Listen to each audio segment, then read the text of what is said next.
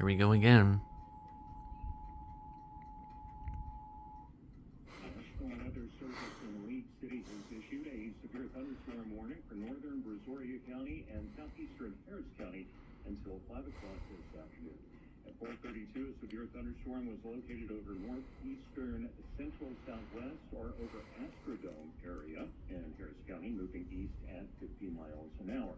Locations impacted include Pasadena, northwestern Pearland, northern Missouri City, Deer Park, South Houston, Bel Air, Galena Park, Jacinto City, Greater Hobby area, Channelview, Astrodome area, Greater Third Ward, Cloverleaf, and Greater Eastwood.